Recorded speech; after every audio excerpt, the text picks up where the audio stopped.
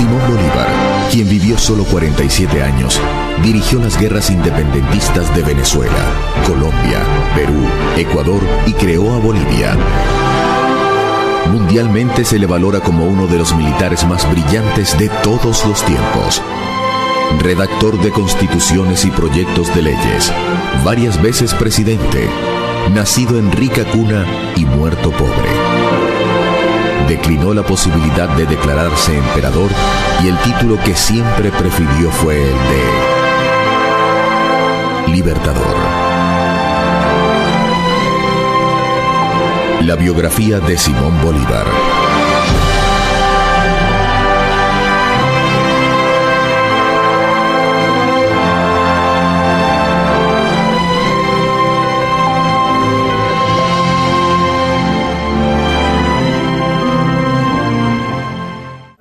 Corría el año de 1783 y era la ciudad de Caracas una incipiente población de menos de 45.000 habitantes.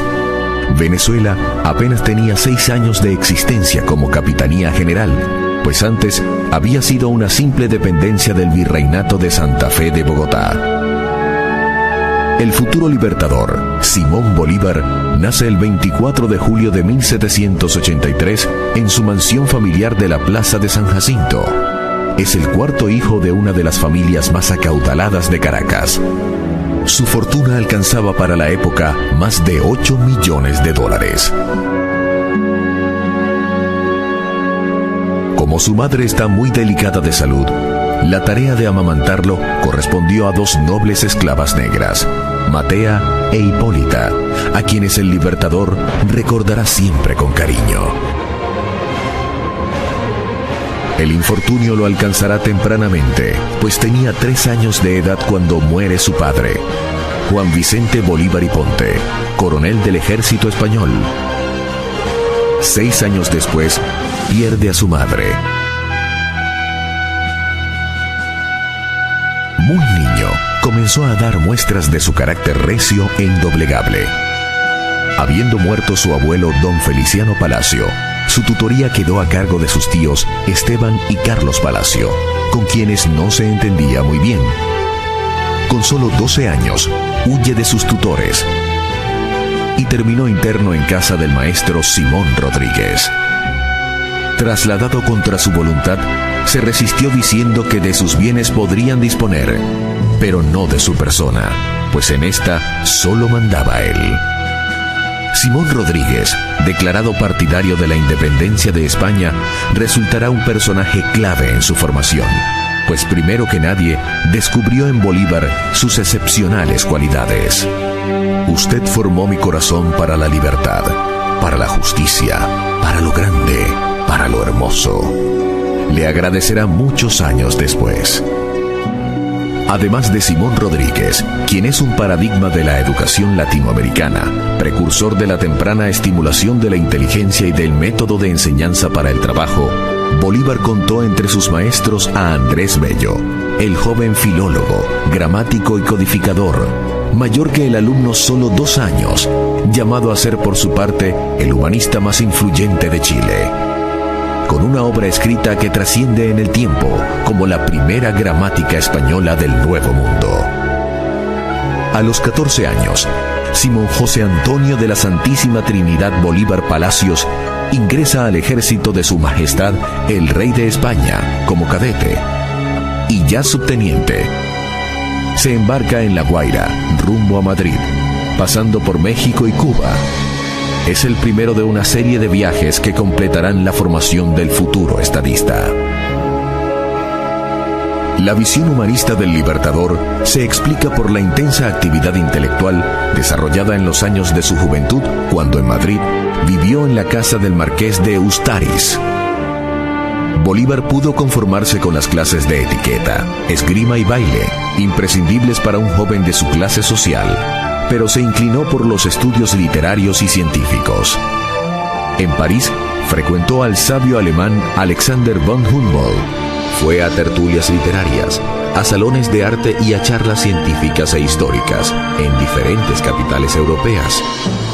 y aún en Caracas se deleitó con jornadas culturales, las cuales después se convertirían en discusiones políticas. A los 20 años, Bolívar es por primera vez un hombre feliz. En septiembre de 1800 ya anuncia que quiere casarse con la distinguida joven María Teresa Rodríguez del Toro. 2 semanas después de casado, regresa a Caracas, donde monta un fondo de comercio, y ya lo han ascendido a teniente en el ejército de su majestad.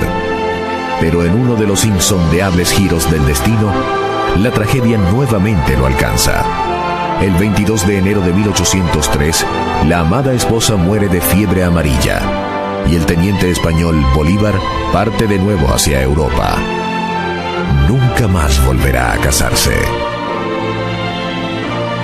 En la corta vida del libertador, los 3 factores aciagos, enfermedad, muerte y derrota, estarán repitiéndose con regularidad de una a otra época.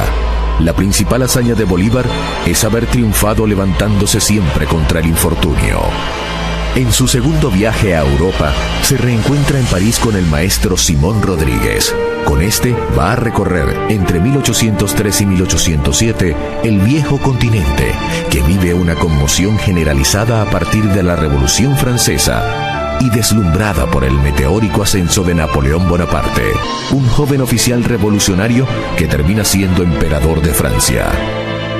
Huyéndole a su depresión, Bolívar recorre parte de España, va a París y por último cumple un largo periplo por Italia. En el camino presencia la coronación imperial de Napoleón Bonaparte en la Catedral de Notre Dame de París. Seguramente que bajo el influjo de semejante coyuntura histórica, en agosto de 1805, se arrodilla en el Monte Sacro de Roma, junto a su amigo Fernando Toro, y frente a su maestro don Simón Rodríguez, hace el voto de su vida. Juro delante de usted, juro por el Dios de mis padres, juro por ellos, juro por mi honor y juro por mi patria, que no daré descanso a mi brazo, ni reposo a mi alma, hasta que haya roto las cadenas que nos oprimen por voluntad del poder español. La Revolución Francesa le ha mostrado el potencial de cambio de los pueblos en ebullición. Y ya con una mentalidad crítica hacia la dominación española, Bolívar visita Estados Unidos, la joven nación que poco atrás obtuviera su independencia de Inglaterra.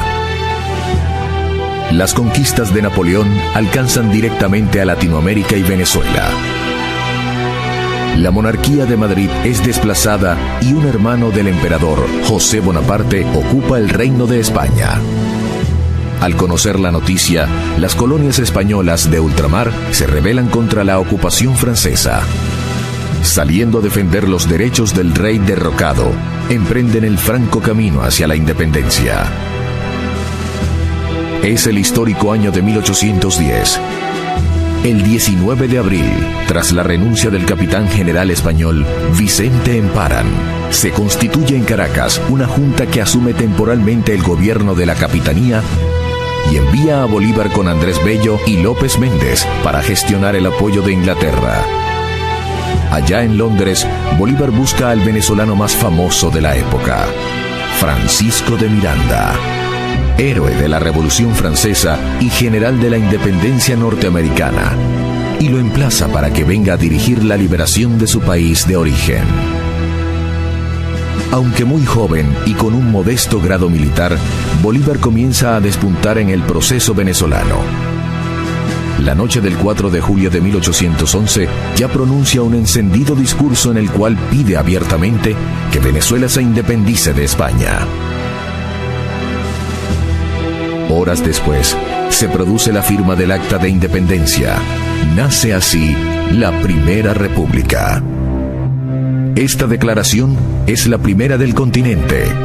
Pero desde Buenos Aires hasta Ciudad de México, casi toda Latinoamérica se proclama libre en los próximos meses. Pero la causa de la independencia venezolana va a enfrentar grandes contratiempos. En marzo de 1812, un terremoto devasta Caracas y le da argumentos al clero y a los partidarios de la monarquía para hablar de un castigo del cielo por desconocer el mandato divino del rey español. Bolívar grita y alecciona a la despavorida multitud con su proclama: si la naturaleza se opone, lucharemos contra ella y haremos que nos obedezca. Los reveses militares hacen titubear a muchos.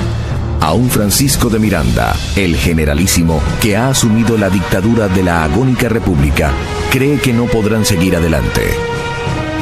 Bolívar, el orador fulminante y febril, ocupa la comandancia de la guarnición de Puerto Cabello, que el 30 de junio de 1812 se amotina en su contra y se pasa a las fuerzas del jefe realista Domingo Monteverde. Bolívar ha debutado militarmente con un terrible fracaso a cuestas. Pero entonces ratifica con los hechos lo que proclaman sus palabras. Lejos de aceptar la derrota, jura que va a seguir hasta el fin. Es un hombre de solo 29 años, pero ya tiene claro cuál será su destino. Por eso no duda en detener al generalísimo Francisco de Miranda, quien ha capitulado frente a Monteverde. Capitulación que ellos interpretan como una traición. Bolívar desconoce su rendición y prosigue la lucha. La resistencia de Bolívar comienza ocultándose en Caracas, en la casa de su amigo el marqués de Casa de León. En agosto de 1812 logra salir de La Guaira, gracias a la gestión de su amigo, y va rumbo a Curazao. De allí parte a Cartagena. En noviembre del mismo año, 1812, desde Cartagena de Indias en Colombia, primero con alocuciones para los pueblos del sur y después con campañas militares, prosigue batallando contra España, porque en el futuro la causa de la independencia se librará contra la monarquía de Fernando VII, quien al volver al trono envía una expedición de 10.000 hombres para revertir el proceso emancipador de Venezuela.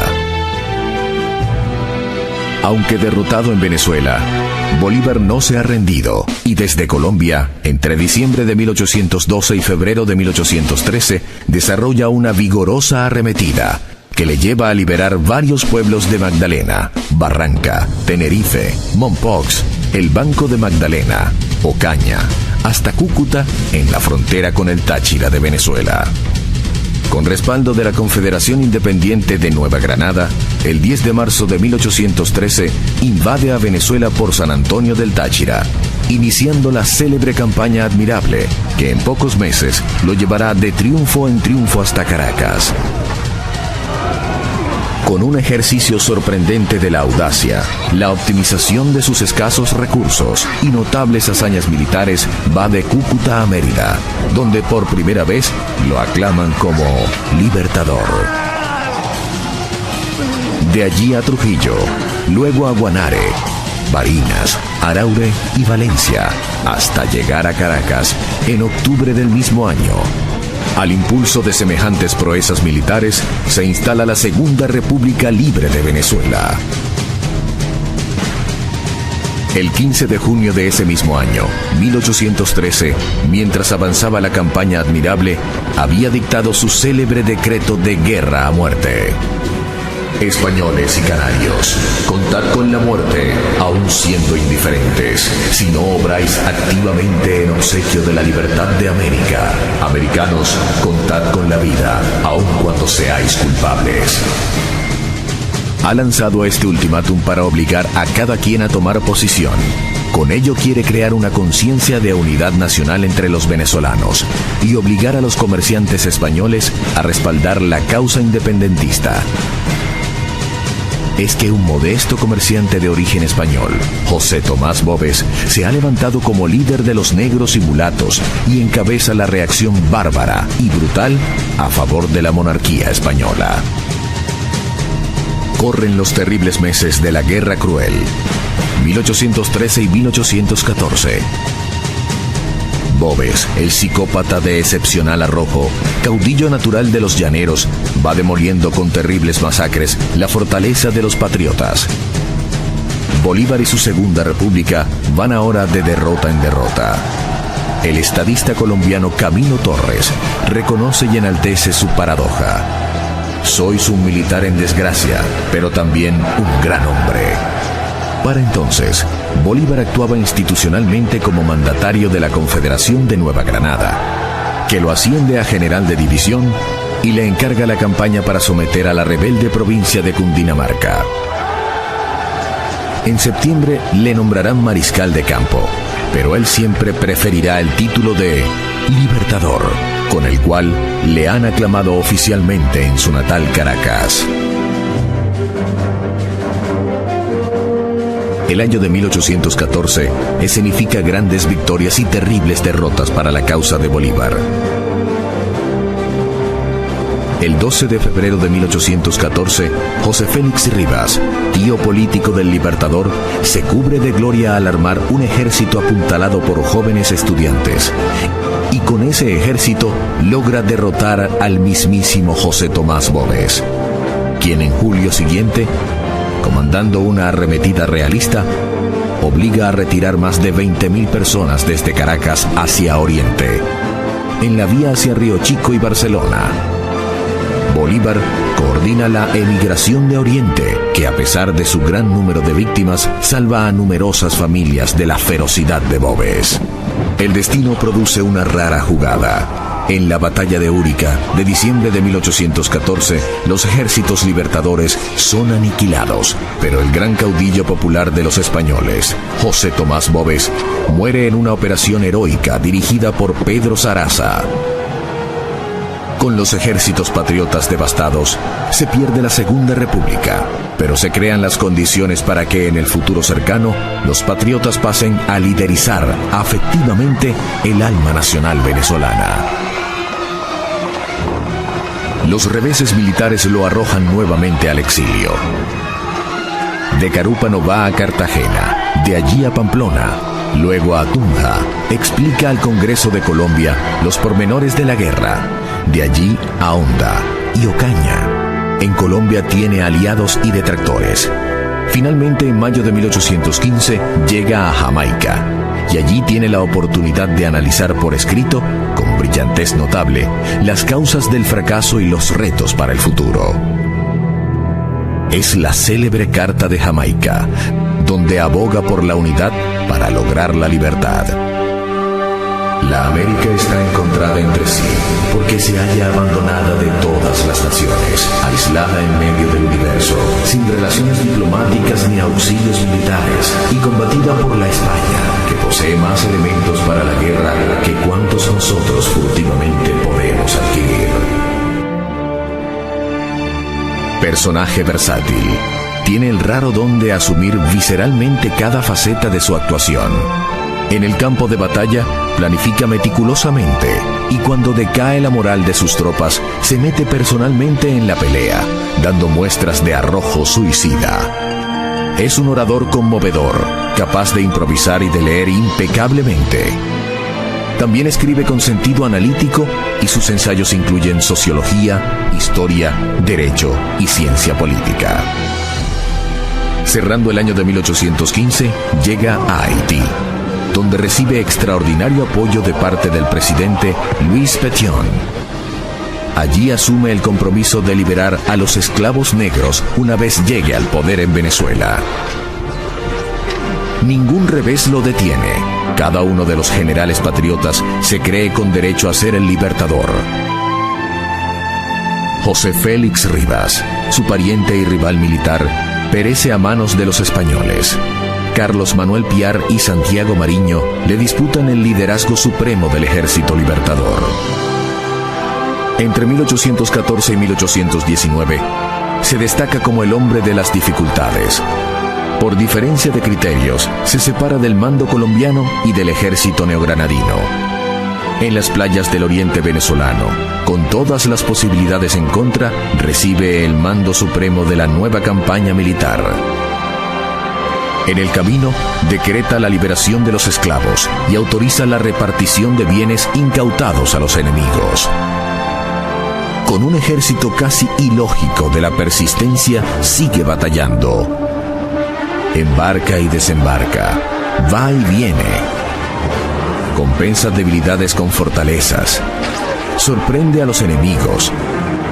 Sobrevive a atentados. Se salva de emboscadas.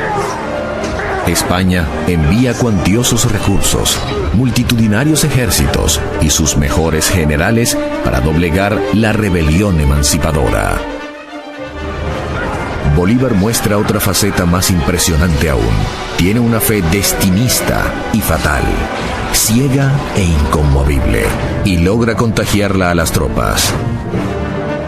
Es un magnetismo personal que a los desventurados soldados les permite olvidar el hambre, el frío, las penurias de andar a caballo, la superioridad numérica del enemigo y las enormes distancias de cada campaña.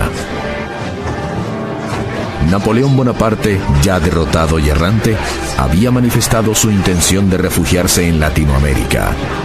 Y Bolívar le había escrito al antiguo emperador francés: usted y yo no cabemos en el mismo continente. Así se va imponiendo como el jefe supremo, natural e insustituible, único e imprescindible de la causa independentista. José Antonio Páez, un caporal llanero que ha heredado el ascendiente sobre las tropas mestizas, especie de Bobes bueno, se le une y lo sigue.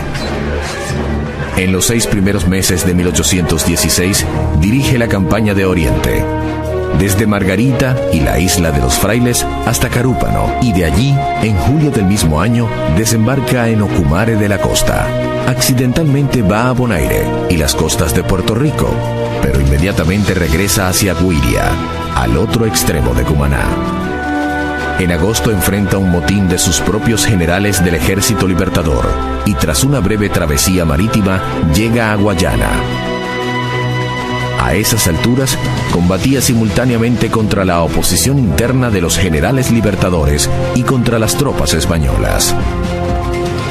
La campaña en Guayana también está plagada de contratiempos, pero él sigue irreductible en su propósito y en sus ideales. Para 1817 había un clima de anarquía en el ejército independentista que solo amainará cuando la justicia militar someta al general Carlos Manuel Piar a un consejo de guerra. Bolívar permite su ejecución para imponer el principio de obediencia y la línea de mando, indispensable para el avance de su causa. Ni la oposición de los otros generales patriotas, ni las derrotas a manos de los españoles, ni la escasez de recursos, ni los problemas logísticos y de coordinación entre los varios ejércitos. Nada medra su ánimo. De la Guayana sigue al llano, y de nuevo hacia Guayana, y San Fernando de Apure. Ya en los difíciles años de su campaña oriental y llanera, manifestaba su idealismo por la unidad latinoamericana. En julio de 1818 le había escrito a la comandancia del Río de la Plata, Argentina, diciéndole que cuando lograra el triunfo, Venezuela los convertiría en una sola sociedad, para que la unidad sea la divisa en la América Meridional. Para principios de 1819, el milagro se está logrando. Ha consolidado la independencia en la inmensa extensión territorial de Guayana, Oriente y el llano de Venezuela. Y el 29 de enero convoca el Congreso de Angostura, desde el cual ya no solo reta a España, sino que advierte a Europa entera sobre la imposibilidad de restaurar la dominación borbónica sobre los pueblos americanos. La República de Venezuela, por derecho divino y humano, está emancipada de la nación española y constituida en un Estado independiente y soberano. De ese Congreso de Angostura nace el proyecto de República de la Gran Colombia, que comprenderá a Venezuela, Colombia y Ecuador. Ahora es un estadista que habla de democracia, contra los gobiernos personalistas y defiende los sistemas populares. Pero en vez de deleitarse con la victoria en Venezuela, se va a Colombia, porque teme una reinvasión española a través del vecino país. En territorio colombiano, deslumbra con sus proezas militares. En una penosa odisea de casi 4 semanas, logran cruzar sigilosamente, mal vestidos, con escasas provisiones, agobiados por el terrible frío y el hambre, la cordillera de los Andes y el gélido páramo de Pispa, y tras haber perdido muchos de sus soldados, caballos y mulas, caen por la retaguardia y derrotan en la batalla de Boyacá a las tropas del general Barreiro, a quien incluso hacen prisionero. Ha vencido sobre el frío y la muerte. En 1819 se consagra como uno de los jefes militares más grandes de todos los tiempos, con operaciones tácticas que aún se estudian en las academias castrenses del mundo entero. Se ha ganado así el respeto de la corona española, que acepta negociar un armisticio. En Santa Ana de Trujillo se reúne con el general realista Pablo Morillo y acuerdan una regularización de las hostilidades, con canje de prisioneros y un temporal cese al fuego. 10 años después de haber comenzado la pelea, finalmente está en condiciones de negociar con España. Cuando comenzó su gesta apenas dirigía cuadrillas de soldados sin uniformes, sin disciplina, descalzos y desarmados. Ahora comanda un verdadero ejército nacional y su política recibe apoyo diplomático y militar de Inglaterra, la otra gran potencia mundial que competía con España por la primacía en América. La tregua firmada entre Bolívar y Morillo permite la reorganización de cada bando con miras a la batalla final, que se va a librar el 24 de junio de 1821 en la sabana de Carabobo. La batalla de Carabobo constituye una de las proezas militares más grandes de todos los tiempos. Los patriotas baten a un enemigo infinitamente superior en fuerza, en recursos logísticos, en caballos y armamento. La victoria es tan impactante que sella la independencia de Venezuela y debilita al imperio español en todo el continente. Progresivamente van alcanzando su independencia México, Guatemala y Santo Domingo en República Dominicana. Esta última proclama su intención de incorporarse a la Gran Colombia, presidida por Simón Bolívar. En adelante vive los años de su apogeo. Las cancillerías de Europa lo estudian de cerca como el hombre del momento mundial. Pero Bolívar prosigue su batalla como si fuera el primer día. Lejos de deleitar las mieles del triunfo, monta a caballo hacia el sur. Llega a Quito, Ecuador, en junio de 1822 y poco después decreta la incorporación de Guayaquil a Colombia. Va obsesionado con el ideal de la unidad latinoamericana y por eso avanza más allá, hasta Perú, el gran reducto de la dominación española en el área. El 27 de julio de 1822, persuade al general argentino José de San Martín de salir del Perú. San Martín se lleva el título de protector del Perú, pero le deja a Bolívar el título de libertador. También fue la era culminante de su vida íntima. El hombre desgraciado para el amor, que ha vivido irregulares romances a lo largo de su viudez, conoce a Manuelita Sáenz e inmediatamente se enamora de ella, quien abandona su vida en la alta sociedad de Quito y parte tras Bolívar, destinada a compartir y sufrir con él los últimos años. La campaña del Perú constituye la cumbre de su carrera militar y política. Bajo su mando directo en la batalla de Junín de 1824 y bajo el mando de Sucre en Ayacucho del mismo año, el ejército español queda definitivamente derrotado en toda Sudamérica. Se ha cumplido una de las proezas militares más grandes de todos los tiempos. Un ejército guerrillero, sin disciplina ni recursos, un ejército formado sobre la marcha, ha logrado derrotar a la primera potencia colonial de la época, la Gran España Imperial. Uno de cuyos soberanos, Carlos V, decía que en su reino nunca se ponía el sol. 1825 va a ser en perspectiva el punto de quiebre. Alcanza el mayor poder porque incorpora Perú a la Gran Colombia. Crea a Bolivia como nueva república a partir de la secesión del Alto Perú, e Inglaterra reconoce la independencia de estos pueblos. A Bolívar lo aclaman multitudes enfervorizadas por donde quiera que pasa. voluntariamente renuncia al título de dictador que le había conferido el Congreso peruano para lograr la independencia. Simbólicamente, le restituye el poder al Congreso peruano en enero de 1825. Yo no puedo, señores, admitir un poder que repugna a mi conciencia. Tampoco los legisladores pueden conceder una autoridad que el pueblo les ha confiado solo para representar su soberanía. También rechaza la recompensa de 1 millón de pesos que el Congreso de Perú acordó entregarle. En su lugar, esta recompensa se va a destinar para la educación en Caracas y otras ciudades de la Gran Colombia.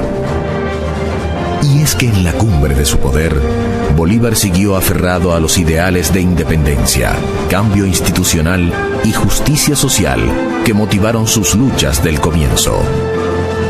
Por su conciencia social, había decretado la abolición de la esclavitud y ahora impuso que los bienes incautados a los enemigos se repartiesen entre la pobre soldadesca. También manda la repartición de tierras entre los indígenas, la abolición de los abusos de los caciques y, fiel a su ideal abolicionista, libera a los indios de la condición de servidumbre. Ratificando su conciencia civilista y su acatamiento del Estado de Derecho, ordena la devolución de los bienes confiscados a los realistas. Atrás ha quedado la etapa bárbara de la guerra y las medidas excepcionales, y el gran estadista que es Bolívar se reconcilia con su propia noción del derecho y la justicia. Pero siguen las dificultades. Al año siguiente, abril de 1826, su natal Venezuela se insubordina contra la Gran Colombia y contra el gobierno de Bolívar, a través del movimiento secesionista de José Antonio Páez, llamado La Cociata. El libertador tendría que volver en diciembre de ese mismo año a Venezuela para ejercer su natural autoridad y abortar la conspiración separatista. En mayo de 1826, Bolívar había convocado al Congreso Anfictiónico de Panamá, el cual esperaba se convirtiera en el punto de partida para un proyecto de unificación continental. Aunque contó con representantes de México, Centroamérica, Colombia, Perú, observadores ingleses, estadounidenses y de otras potencias, no logró cristalizar en grandes acuerdos. En parte por las presiones diplomáticas del gobierno norteamericano, presidido por John Quincy Adams, y en la Secretaría de Estado Henry Clay. Ya para entonces, Bolívar pensaba nombrar sendas comisiones que actuaran en Cuba y Puerto Rico. Para Cuba pensaba enviar a Páez y a Puerto Rico Antonio José de Sucre. Los Estados Unidos de Norteamérica parecieran destinados por la providencia para plagar de hambre y miseria a la América Latina en nombre de la libertad. Más allá de sus méritos militares y políticos, en Bolívar sobresale la visión futurista que apostaba por la unidad regional y continental para crear en Latinoamérica un polo de desarrollo integral. Presentía con notable agudeza que nuestros pueblos quedarían en desventaja frente al potencial militar, tecnológico y comercial de Estados Unidos. La suya fue una propuesta para equilibrar la balanza de poder en el continente. Creía en Latinoamérica fuerte, unida, autónoma y autosuficiente, con capacidad de mejorar el nivel de vida de sus habitantes e influir protagónicamente en el destino mundial. Pero la dimensión de su sueño conspiraba contra la posibilidad misma de materializarlo. En la época de las precarias comunicaciones, de las inmensas distancias en carruaje y a caballo, sin telégrafo ni ferrocarril, la enorme extensión de la Gran Colombia apuntaba contra su gobernabilidad. Era inevitable que Caracas recelara del asentamiento capital en Bogotá, que Lima aspirase a mantener la jerarquía de virreinato que había tenido en la colonia. Las rivalidades locales no se habían atenuado. En Ecuador, Guayaquil seguía recelando de Quito. En Perú, las élites tradicionales que no aceptaban la independencia de Bolivia. En Venezuela, José Antonio Páez. En Ecuador, Juan José Flores. Y en Colombia, Francisco de Paula Santander. Bolívar ha proseguido la forja de su proyecto. Él sigue soñando en grande, a pesar de que ya tiene muy avanzada su enfermedad, que su cuerpo está notablemente minado. Mantiene un ritmo agotador de trabajo. Dicta correspondencias, discursos, proyectos de leyes y providencias administrativas. Para seguirlo, se alternan varias amanuenses a la vez. Su horario es de 15 y 18 horas de despacho. También se desplaza personalmente y en extenuantes jornadas a caballo va de Lima a Bogotá, de allí a Maracaibo y Puerto Cabello, hasta Caracas, luego a Cartagena y cerrando el año 1827, está de nuevo en la capital de la Federación.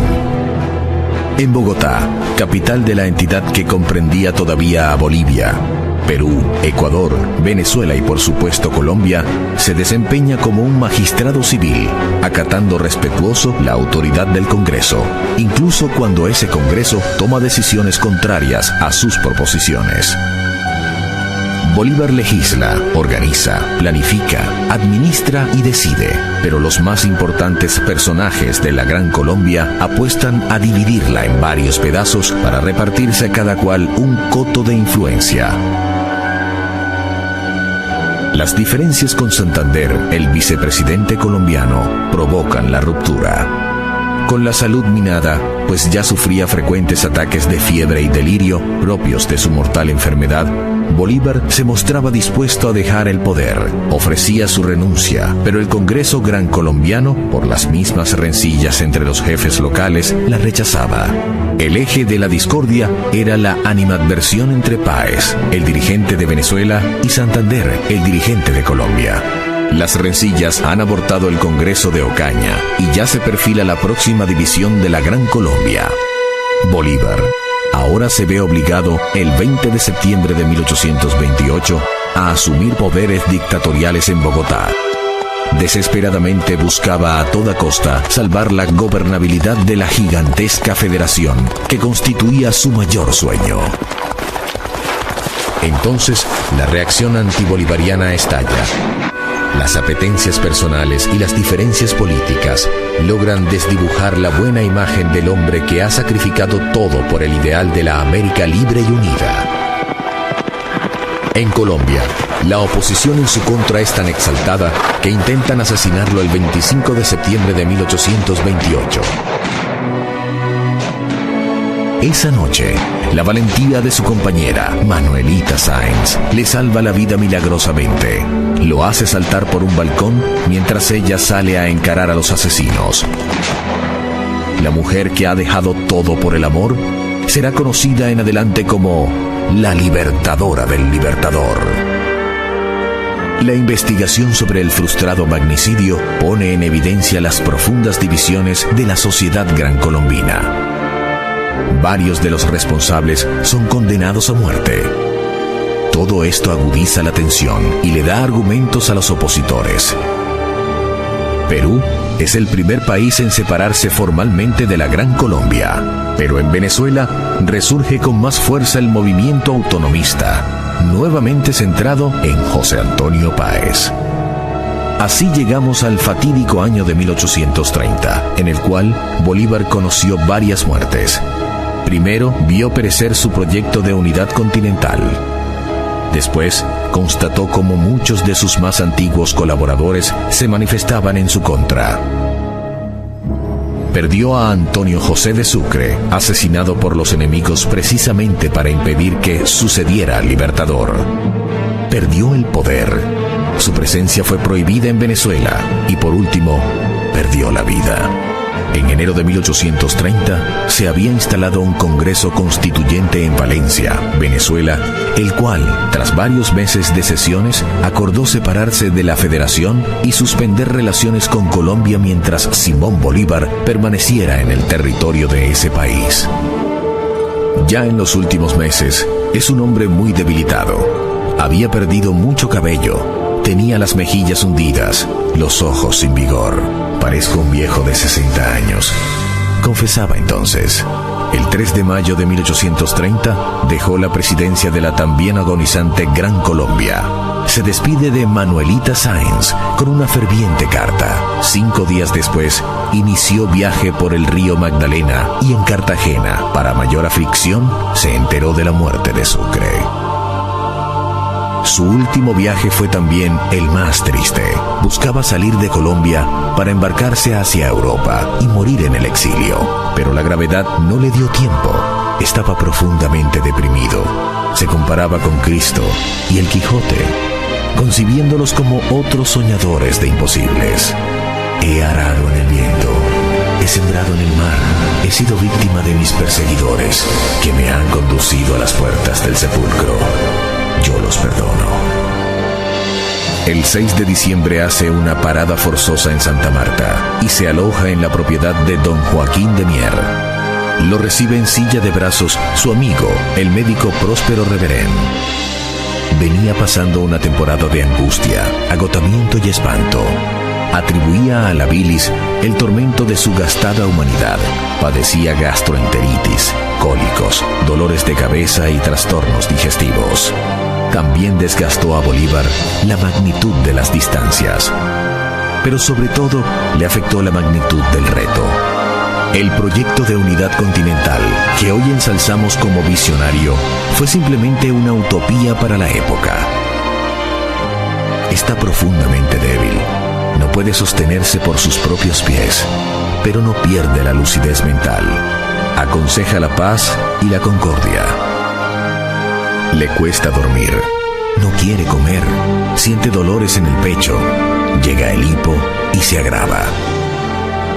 Un día después de recibir la extremaunción, otorgó testamento repartiendo los pocos bienes que le quedaban y firma su última proclama, dirigida a la Gran Colombia, que seguía siendo su país, pues no concebía a Venezuela aislada, ni Ecuador, ni Bolivia, sino todos formando parte de su irrenunciable sueño. Colombianos, mis últimos votos son por la felicidad de la patria. Si mi muerte contribuye para que cesen los partidos y se consolide la unión, yo bajaré tranquilo al sepulcro. En los días siguientes, la situación se agrava y el 17 de diciembre, a la 1 de la tarde, todo había terminado. Comienza ahora su vida en la inmortalidad.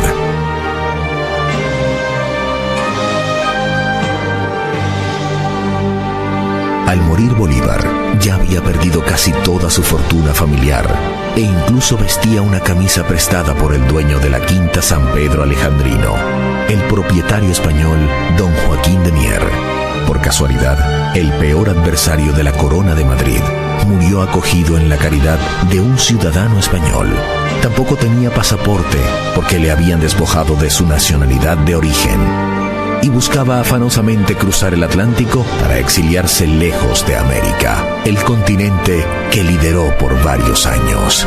Todo tan contradictorio y dramático como la vida entera de Simón Bolívar, el libertador.